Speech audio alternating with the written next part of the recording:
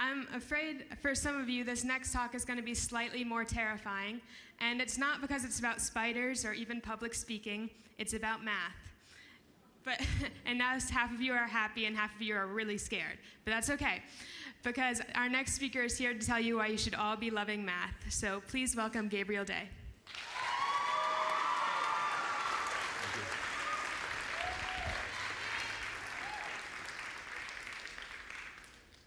One plus one equals 2. 1 plus 1 equals 2. There are few statements more profound ever taught in school. The reason? Not simplicity, beauty, or fascination, but immortality. When every book, Shakespeare and John Green alike, have rotted away, when all of modern science is debunked, even when humanity is extinct and the universe is ended, 1 plus 1 equals 2 will remain irrefutable. But we can teach it to children. 1 plus 1 equals 2 is extraordinary. When I tell people that I love math, they often jump to a conclusion. I must adore doing calculations, getting the right answer, number crunching, formula memorizing. So let me be the first person to tell you, I find that about as dry and dull as everyone else does. That might be your math homework, but that's not what inspires love of the subject. It's a little bit like this. I play the saxophone. I enjoy playing, and I specialize in playing classical saxophone music. Conversations about my music often start like this. Yeah, I actually play music myself. Oh, really? What instrument? I play the saxophone. Oh, that's great. I love jazz. As with math, most people only know anything about one side, one use of the instrument. Although no one would use the word love in the same sentence as the boring calculations they typically think of with regard to math. But what is real math about then? Well, without claiming to be a mathematician, I think I can tell you it comes down to logic and proof. Now, before you all think of your geometry class proofs, which everyone loves, right?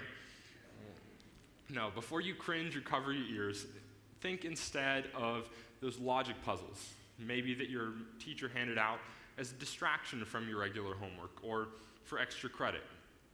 Now, it doesn't matter whether we're talking about Sudoku puzzles or that kind where you have to match up 5 kids and 5 cats and the color of each cat. It doesn't really matter. The same basic principle applies. To get to the correct answer, you have to use the basic rules that you know, the clues that you're given, and a step-by-step procedure to come to the right answer. And that is sort of what mathematicians do. They just use a lot more rules, and sometimes they're not exactly simple. When a mathematical puzzle is completed, the result is an original theorem. And the theorem is a rule that governs all the future puzzles.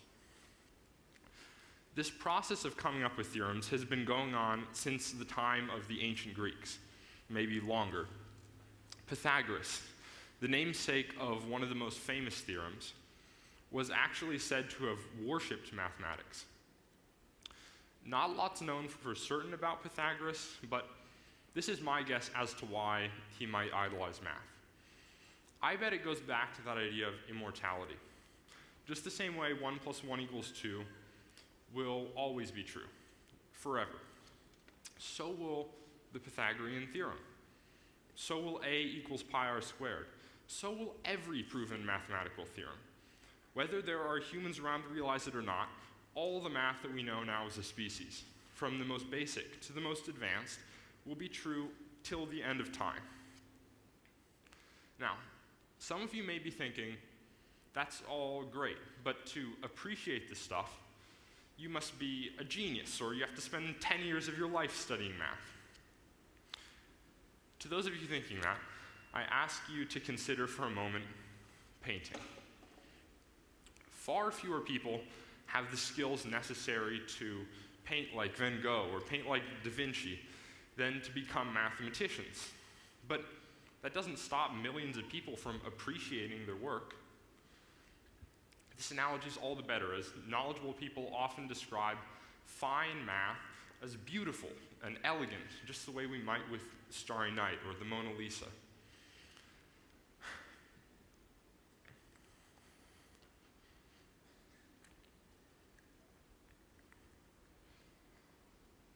The bonus of a theorem is that it's free.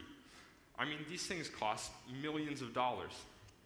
A lot of what inspired me in math was YouTube videos, obviously free, made by channels like Numberphile, Khan Academy, and ViHeart. I can remember one day in particular, coming home from school, finding myself home alone, and sitting down to watch a few videos by the channel ViHeart that I'd heard about recently. About an hour later, my whole view on math was changed. I was fascinated. I was in love with this stuff. One of the reasons was the Fibonacci sequence. The Fibonacci numbers are 1, 1, 2, 3, 5, 8, 13, 21, etc. And you find them by taking the two previous numbers and adding them together to get the next one.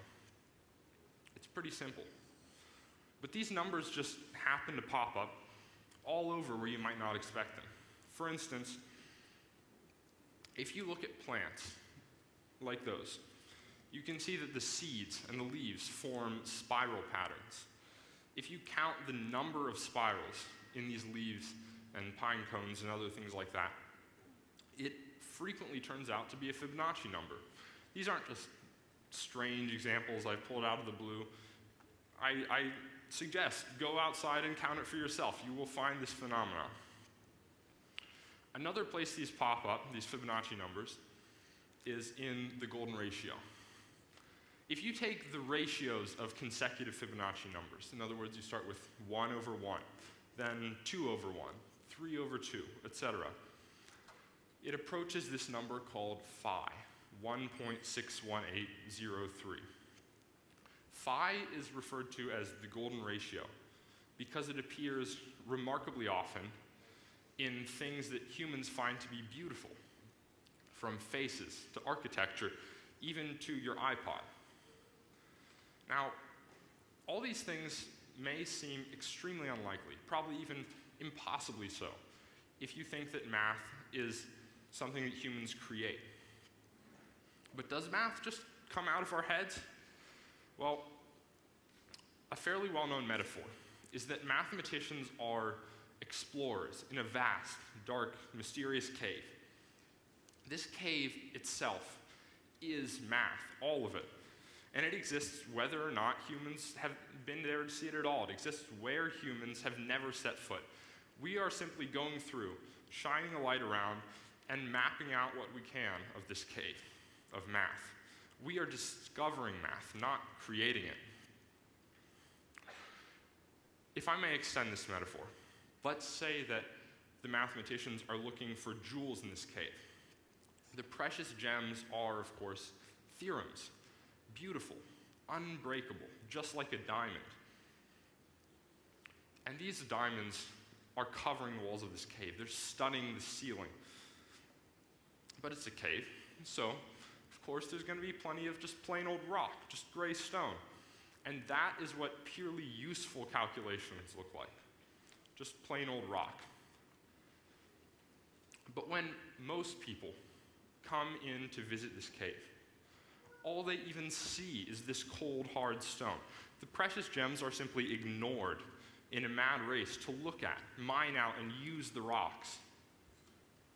So, I invite all of you, the next time you come to visit the cave of math, looking for some useful rocks, take a moment. Just look around.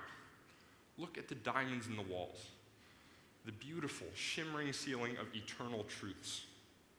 Look, there's the Pythagorean theorem, and the golden ratio, and of course, our old friend, 1 + 1 = 2. Thank you very much.